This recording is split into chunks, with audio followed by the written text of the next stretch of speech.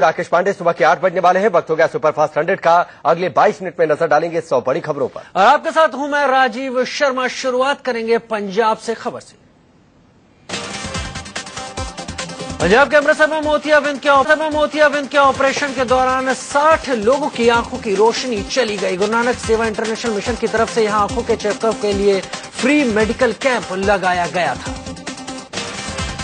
NGO की तरफ से अजनाला तहसील में यह कैंप लगाया गया था। मोतियाबिंद के ऑपरेशन के लिए एनजीओ ने डॉक्टर भी बुलाए थे। प्रशासन ने पूरे मामले की जांच शुरू कर दी है। झारखंड के चाईबासा में नक्सलियों ने दिन दहाड़े 2 माइनिंग अफसरों समेत 4 लोगों को अगवा कर लिया। अगवा लोगों में डिप्टी डायरेक्टर विपिन बिहारी सत्यार और डिप्टी डायरेक्टर साकेत भारती शामिल हैं। अपहरण के पीछे पीएलएफआई के उग्रवादियों का हाथ बताया जा रहा है। पुलिस बल की 2 टुकड़ियों को तलाशी अभियान में भी लगा दिया गया है। छत्तीसगढ़ के सुकमा में हुए नक्सली हमले पर गृह मंत्रालय ने 7 सदस्यों की कमेटी बनाई है। सीआरपीएफ के पूर्व डीजी विजय कुमार की अध्यक्षता वाली ये कमेटी 15 दिसंबर को रिपोर्ट देगी, जिसमें बताया जाएगा कि ऑपरेशन में चूक कहां रह गई। छत्तीसगढ़ के सुकमा में नक्सली हमले के शहीद जवानों के वर्दी कचरे के ढेर में पड़े होने का मामला गर्माता जा रहा है। इस मामले के सामने आने के बाद केंद्रीय गृह मंत्रालय ने छत्तीसगढ़ सरकार से रिपोर्ट मांगी है। मुख्यमंत्री रमन सिंह ने इस मामले को शर्मनाक और दुर्भाग्यपूर्ण बताया। साथ ही उन्होंने इस पूरे मामले की मजिस्ट्रेटी जांच के आदेश जारी किए हैं। दिल्ली के करोल बाग में देर रात नशे और रफ्तार का कहर देखने को मिला। तेज रफ्तार सेंट्रो ने एक के बाद एक 3 गाड़ियों को टक्कर मार दी। सेंट्रो चलाने वाला पूरी तरह से नशे में धुत था। डंडेवालान मेट्रो स्टेशन के पास से हादसा हुआ। सेंट्रो सवार ने हमारे रिपोर्टर के सामने बड़ी बेबाकी से कबूल किया कि उसने शराब पी रखी है। तो गाड़ी तुम चला रहे थे? शराब पी हुई है? ये गाड़ी तुमने मारी है? हाँ। इस कार में 2 लोग सवार थे और दोनों ही नशे में चूर थे। सवाल पूछने पर इनमें से एक ने हमारे रिपोर्टर के साथ बदतमीजी भी की। दोनों किसी पार्टी से शराब पीकर घर लौट रहे थे। उसी वक्त इन्होंने 3 गाड़ियों को टक्कर मारी। पुलिस ने दोनों को हिरासत में ले लिया और उनकी गाड़ी को भी कब्जे में ले लिया। दिल्ली के फिरोजशाह रोड पर भी देर रात हादसे की तस्वीर सामने आई। तेज रफ्तार डंपर ने एक जाइलो को जोरदार टक्कर मार दी, जिससे जाइलो में सवार 2 लोग गंभीर रूप से घायल हो गए। ये जो है फिरोजशाह रोड पर ली मेरिडियन की तरफ से आ रहा था और आईटीओ की तरफ जा रहा था, जबकि ये जाइलो गाड़ी जो है वो कनाट प्लेस की तरफ से आ रही थी और इंडिया गेट की तरफ जा रही थी। लेकिन जैसे ही ये जो गाड़ी है ये इस चौराहे पर पहुंची, तभी इस तेज रफ्तार जो डंपर ने इस जाइलो गाड़ी को जोरदार टक्कर मार दी। जाइलो में 7 लोग सवार थे। सभी गाजियाबाद से दोस्त के घर जा रहे थे, तभी तेज रफ्तार डंपर ने जाइलो को सामने से टक्कर मार दी। पुलिस ने मौके पर पहुंचकर घायलों को अस्पताल में भर्ती करवाया। डंपर के ड्राइवर को हिरासत में ले लिया गया है। दिल्ली के मयूर विहार इलाके में एक महिला की चेन खींचने में नाकाम बदमाशों की बाइक खंभे से टकरा गई। घायल बदमाशों में एक की इलाज के दौरान मौत हो गई। दिल्ली के अमर कॉलोनी इलाके में 26 साल की लड़की से रेप का मामला सामने आया है। आरोपी अमर कॉलोनी का ही रहने वाला है। लड़की का आरोप है कि शादी का झांसा देकर युवक पिछले 1 साल से उससे शारीरिक संबंध बना रहा था।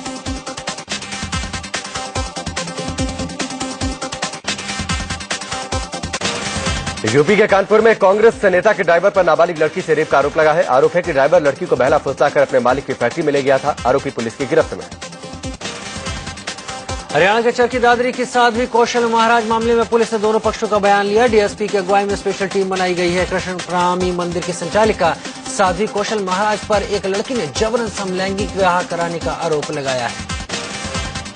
शक्ति मिल गैंगरेप मामले के गुनहगारों की फांसी की सजा पर आज बॉम्बे हाईकोर्ट में सुनवाई होगी। सेशन कोर्ट ने मामले में विजय जाधव, कासिम बंगाली और मोहम्मद सलीम अंसारी को दोषी मानते हुए फांसी की सजा सुनाई थी। महाराष्ट्र की फडणवीस सरकार में आज शाम कैबिनेट विस्तार होगा। शिवसेना की सरकार में शामिल होने का रास्ता साफ होने के बाद ये विस्तार होना है। आज शाम 4 बजे विधान भवन परिसर में फडणवीस सरकार के नए मंत्रियों का शपथ ग्रहण समारोह होगा। इसमें शिवसेना के 10 और बीजेपी के 8 मंत्री शामिल हो सकते हैं। हालांकि बीजेपी ने शिवसेना को 12 मंत्री पद का ऑफर दिया था, लेकिन आज 10 मंत्रियों के ही शपथ लेने की खबर है। 2 मंत्री फरवरी में कैबिनेट में शामिल हो सकते हैं। खबर है कि आज शिवसेना के जिन नेताओं को शपथ दिलाई जाएगी उनमें सुभाष देसाई को उद्योग, एकनाथ शिंदे को एमएसआरडीसी, दिवाकर रवाते को ट्रांसपोर्ट मिनिस्टर बनाया जाएगा। वहीं रामदास कदम को पर्यावरण और दीपक सावंत को स्वास्थ्य मंत्रालय दिया जा सकता है। इससे पहले सीएम देवेंद्र फडणवीस ने साफ किया कि कोई डिप्टी सीएम नहीं होगा। सीएम फडणवीस ने यह भी कहा कि यह मंत्रिमंडल का आखिरी विस्तार होगा। सीएम फडणवीस ने कहा कि जनता और दोनों पार्टियों के विधायक चाहते थे कि बीजेपी और शिवसेना मिलकर सरकार चलाए। फडणवीस ने इस बाबत उद्धव ठाकरे से भी बात की थी, जिसके बाद गठबंधन का रास्ता साफ हुआ। सीएम फडणवीस ने यह भी कहा कि बीजेपी और शिवसेना आगामी पंचायत और नगर निगम चुनाव मिलकर लड़ेंगे। उन्होंने कहा कि बीएमसी चुनाव से पहले दोनों पार्टियों की कमेटी बनेगी जो सीटों के बंटवारे को आखिरी रूप देगी। आज होने वाले मंत्रिमंडल विस्तार में शिवसेना सुप्रीमो उद्धव ठाकरे भी मौजूद रहेंगे। खबर है कि प्रधानमंत्री नरेंद्र मोदी और बीजेपी अध्यक्ष अमित शाह भी समारोह में जा सकते हैं। फडणवीस सरकार के विश्वास मत की जीत को चुनौती देने वाली सभी 4 अर्जियों को बॉम्बे हाईकोर्ट ने खारिज कर दिया। जज ने कहा कि इन अर्जियों पर विचार करने का अधिकार हाईकोर्ट के क्षेत्र में नहीं है। साध्वी निरंजन ज्योति के बयान को लेकर संसद में आज भी हंगामा जारी रहने के पूरे आसार है। खुद पीएम मोदी और सरकार के वरिष्ठ मंत्रियों के इस मामले पर सफाई के बावजूद विपक्ष साध्वी के इस्तीफे पर अड़ा है। दूसरों से खबर है कि प्रमुख विपक्षी दल मोदी सरकार के खिलाफ आज संसद परिसर में धरने पर बैठ सकते हैं। मोदी सरकार के विरोध के बहाने आज पहली बार टीएमसी और लेफ्ट साथ खड़े हो सकते हैं। साध्वी निरंजन ज्योति के विवादित बयान के विरोध में कानपुर में उनका पुतला फूंका गया। समाजवादी पार्टी के अल्पसंख्यक मोर्चा के सदस्यों ने मंत्री निरंजन ज्योति का पुतला फूंका और उनके इस्तीफे की मांग की। बयान देकर चौतरफा घिरी केंद्रीय मंत्री साध्वी निरंजन ज्योति की दिल्ली में गुरुवार को होने वाली रैली भी रद्द कर दी गई है। रैली दिल्ली के गोल मार्केट में होनी थी। बाबरी मस्जिद के मुद्दई रहे हाशिम अंसारी प्रधानमंत्री नरेंद्र मोदी से मुलाकात करेंगे। महंत ज्ञानदास के साथ वो मोदी से मिलने जाएंगे। हाशिम अंसारी की मांग है कि विवादित मुद्दे को सुलझाने के लिए स्पेशल अदालत बनाई जाए। मैं चाहता हूं कि स्पेशल अदालत बनाई जाए और फैसला जल्द हो, चाहे मेरे हक में हो या किसी और के हक में हो। और हाशिम अंसारी ने बाबरी मस्जिद एक्शन कमेटी के संयोजक जफर याब जिलानी और आजम खान को आड़े हाथों लिया। अंसारी ने कहा कि अगर इन लोगों ने मेरे खिलाफ मुंह खोला तो अंजाम बुरा होगा। दोनों ने कहा है कि जब वो मंदिर बन गया तो मुकदमा कैसा, तो जब जिलानी आजम खान कहते हैं मुकदमा कैसा, तो पैरवी कैसी हमारे खिलाफ। अगर कोई किसी ने जबान खोल दी तो उसका अंजाम बहुत बुरा होगा। हाशिम अंसारी के मोदी प्रेम ने सूबे की सरकार में खलबली मचा दी है। हाशिम अंसारी के बयान के फौरन बाद अयोध्या से विधायक पवन पांडे उनसे मिलने पहुंचे। दरअसल कुछ दिन पहले हाशिम अंसारी ने विवादित ढांचे को लेकर बयान दिया था। अंसारी ने कहा था कि वो रामलला को तिरपाल से आजाद देखना चाहते हैं। पीएम नरेंद्र मोदी आज गुड गवर्नेंस को लेकर बीजेपी के वरिष्ठ सांसदों के साथ संसद परिसर में एक बैठक करेंगे। इस मीटिंग में 3 या फिर उससे ज्यादा बार संसद के सदस्य रह चुके बीजेपी सांसद शामिल होंगे। प्रधानमंत्री नरेंद्र मोदी की लोकप्रियता से घबराए जनता परिवार के नेताओं की दिल्ली में मुलायम सिंह के घर पर अहम बैठक हुई। इस बैठक में 5 दलों का विलय किए जाने संबंधित योजना पर अमल को लेकर चर्चा हुई। खबर है कि 5 पार्टियों का विलय कर बनाए जाने वाले नए दल का नाम समाजवादी जनता दल होगा। इसके मुखिया मुलायम सिंह होंगे। उन्हें अधिकृत किया गया है कि वो जनता दल परिवार को एक दल में तब्दील करने की रूपरेखा तय करें। मुलायम सिंह यादव के घर पर हुई बैठक में जेडीयू के नीतीश कुमार, आरजेडी के लालू प्रसाद यादव, जेडीएस के पूर्व पीएम एचडी देवेगौड़ा, ओम प्रकाश चौटाला की शामिल हुए। बैठक के बाद नीतीश कुमार ने बताया कि 22 दिसंबर को 5 पार्टियां मिलकर केंद्र सरकार के खिलाफ धरना देंगी। जिन मुद्दों पर प्रदर्शन का कार्यक्रम है उनमें कालाधन, किसानों से वादा खिलाफी और रोजगार का मुद्दा शामिल है। भाजपा पार्टियों के विलय के बाद संसद के दोनों सदनों में अगर इनकी ताकत की बात करें तो लोकसभा में इनके 15 और राज्यसभा में 30 सांसद हैं। ऐसे में लोकसभा में तो नहीं लेकिन राज्यसभा में मोदी सरकार के लिए मुसीबत खड़ी कर सकते हैं। केंद्रीय विद्यालय में संस्कृत का पाठ्यक्रम लागू करने के मुद्दे पर आज सुप्रीम कोर्ट में सुनवाई होगी। केंद्र सरकार आज अपना पक्ष रखेगी। कोर्ट ने सरकार के फैसले की सराहना की लेकिन इसे अगले सत्र से लागू करने पर मशवरा करने को कहा था। लड़कों की पिटाई करने वाली 2 बहनों के सामान पर हरियाणा सरकार ने फिलहाल के लिए रोक लगा दी है। जांच पूरी होने तक सामान पर रोक लगाई गई। 2 बहनों से कथित छेड़छाड़ के मामले में आरोपी लड़कों के परिजनों ने सीएम मनोहर लाल खट्टर से मुलाकात की। सीएम ने आरोपियों के परिजनों को निष्पक्ष जांच का भरोसा दिया। रोहतक की बात में जिस लड़के को 2 लड़कियों ने पीटा उसने सारे आरोपों को झूठा बताया। मैंने कहा आंटी आपकी सीट पे ये लड़की बैठी हुई है। मैंने कहा एक दिन उठकर ये आंटी की सीट दे दो या इनकी टिकट है। उन्होंने कहा तू हमें उठाने वाला कौन लग रहा है, हम हमारी सीट बना दे, हम उठ जाएंगे, हम भी तो टिकट ले आए। लड़कियों से परिजनों के सामने माफी मांगने वाले वीडियो पर आरोपी लड़के ने कहा हमारे परिजनों को शुरू में मामले का पता नहीं था। उन्होंने शुरुआत में पूरा मामला जाने बगैर हमारी पिटाई शुरू कर दी। बस में लड़के को पीटने वाली लड़की का कहना है कि अगर लड़कों की गलती ही नहीं है तो उनके परिजनों ने हमारे पैरों पर गिराकर क्यों माफी मंगवाई। हरियाणा के रोहतक में बस में कथित छेड़छाड़ मामले को लेकर सस्पेंड किए गए ड्राइवर और कंडक्टर को बहाल कर दिया गया है।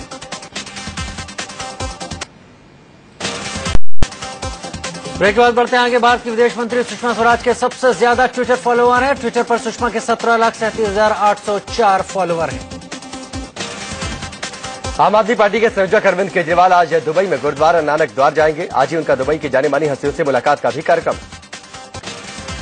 सादगी का पाठ पढ़ाने वाले केजरीवाल ने दुबई जाने के लिए बिजनेस क्लास में सफर किया। इस पर आपने सफाई दी, उन्हें बिजनेस क्लास में सफर करने के लिए आमंत्रित किया गया था। कांग्रेस नेता राशिद अल्वी ने केजरीवाल के बिजनेस क्लास में सफर करने पर निशाना साधा। आम आदमी पार्टी के पूर्व नेता विनोद कुमार बिन्नी ने केजरीवाल के विरोध में पोस्टर लगाए। इन पोस्टरों के जरिए दिल्ली के प्रत्याशियों की दूसरी लिस्ट में भी केजरीवाल का नाम न आने पर तंज कसा गया। मध्य प्रदेश में नगर निगम और निकाय चुनाव में बीजेपी का डंका बजा है। 10 में से 9 सीटों पर बीजेपी उम्मीदवारों ने जीत दर्ज करते हुए मेयर पद हासिल किए। चुनाव के नतीजे आने के बाद बीजेपी कार्यकर्ताओं ने विजयी उम्मीदवारों के साथ अपने अपने जिलों में जमकर जश्न मनाया। मध्य प्रदेश के जिन नगर निगम और निकाय चुनावों में बीजेपी को जीत हासिल हुई उनमें ग्वालियर, रतलाम, खंडवा, सतना, सिंगरौली, बुरहानपुर, रीवा, देवास और सागर शामिल है। प्रधानमंत्री नरेंद्र मोदी ने टीवी चैनलों के संपादकों के साथ बैठक की। बैठक प्रधानमंत्री आवास 7 RCR पर थी। इस बैठक में इंडिया न्यूज के एडिटर इन चीफ दीपक चौरसिया भी शामिल हुए। पीएम ने मीडिया से सरकार के सकारात्मक कामों में सहयोग की अपील की। रायबरेली दौरे पर पहुंची कांग्रेस अध्यक्ष सोनिया गांधी को विरोध का सामना करना पड़ा। सोनिया के काफिले को रोककर कस्तूरबा गांधी आवासीय विद्यालय के संविदा टीचरों ने प्रदर्शन किया। अपने संसदीय क्षेत्र अमेठी में एक जनसभा में कांग्रेस उपाध्यक्ष राहुल गांधी ने एक बार फिर सांसद आदर्श ग्राम योजना पर सवाल उठाए। कांग्रेस उपाध्यक्ष राहुल गांधी ने कहा कि वो 700 गांवों के सांसद हैं, ऐसे में गांव को आदर्श बनाने से क्या होगा। लखनऊ में कांग्रेस उपाध्यक्ष राहुल गांधी ने इंदिरा गांधी आई हॉस्पिटल का दौरा किया। जल्दी हेरिटेज सिटी का दर्जा मिल सकता है। बीजेपी सांसद हेमा मालिनी ने इस प्रस्ताव को लेकर वित्त मंत्री अरुण जेटली से मुलाकात की। सुप्रीम कोर्ट से सहारा ग्रुप को मिली घरेलू संपत्ति बेचने की इजाजत के बाद सहारा समूह ने गुड़गांव में 185 एकड़ जमीन 1211 करोड़ रुपए में बेच दी है। आर्म्स एक्ट के तहत जेल की सजा काट रहे एक्टर संजय दत्त ने फरलो के तहत 14 दिनों की पैरोल मांगी है। ब्रेक के बाद बढ़ते हैं आगे। दिल्ली के साकेत इलाके में बने सेलेक्ट सिटी मॉल में आग लगने से हड़कंप मच गया। आगरा के रामनगर इलाके में जूते की एक फैक्ट्री में आग लगने से अफरा तफरी मच गई। गुजरात के कांडला पोर्ट पर एक जहाज में आग लगने से हड़कंप मच गया। चीफ इंजीनियर यादव सिंह की गिरफ्तारी के लिए पुलिस ने उसके आगरा के कई ठिकानों पर छापेमारी की। गाजियाबाद के इंदिरापुरम पुलिस ने एक ऐसे शख्स को गिरफ्तार किया है जो खुद को नेता बताकर लोगों को नौकरी का झांसा देता था। झारखंड की रांची पुलिस ने नाबालिग बच्ची को प्रताड़ित करने के आरोप में कोचिंग चलाने वाली एक महिला को गिरफ्तार किया। रामपाल के सतलोक आश्रम में रखी हुई खाने पीने की चीजों की आज नीलामी की जाएगी। बैंकों की देशव्यापी हड़ताल का तीसरा और आखिरी दिन है। आज पश्चिम भारत के बैंक बंद रहेंगे। और जिले के आईपी एक्सटेंशन के एक प्राइवेट स्कूल में 5वीं की छात्रा को उसके टीचर ने महज इसलिए पीटा क्योंकि वो चोटी करके स्कूल गई थी। जब छात्रा के परिजन इसकी शिकायत लेकर स्कूल पहुंचे तो प्रिंसिपल ने आरोपी टीचर पर कार्रवाई की बजाय छात्रा को ही सस्पेंड कर दिया। अब छात्रा के परिजनों ने ऑल इंडिया पेरेंट्स एसोसिएशन के जरिए उपराज्यपाल नजीब जंग के पास चिट्ठी लिखकर इंसाफ की गुहार लगाई है। ग्रेटर नोएडा के कासना में पुलिस ने कुख्यात अपराधी सुंदर भाटी के शार्प शूटर ऋषिपाल और उसके एक साथी को गिरफ्तार किया है। गाजियाबाद में मोबाइल चोरी के सिलसिले में एक बुजुर्ग की हॉकी स्टिक से पीट कर हत्या करने का मामला सामने आया। दरअसल कुछ लोगों ने मोबाइल चोरी का आरोप लगाते हुए बुजुर्ग राम लखन के बेटे की पिटाई शुरू कर दी। पंजाब के जालंधर में ऑल इंडिया रेडियो परिसर में एक कांस्टेबल ने गोली मारकर खुदकुशी कर ली। भारत आज अपने जीसैट 16 सैटेलाइट लॉन्च करेगा। इसे फ्रेंच गियाना से एरियन 5 रॉकेट से लॉन्च किया जाएगा। मुंबई हमलों के मास्टरमाइंड और जमात उद दावा के चीफ हाफिज सईद ने कश्मीर को पाकिस्तान का अंग बताया।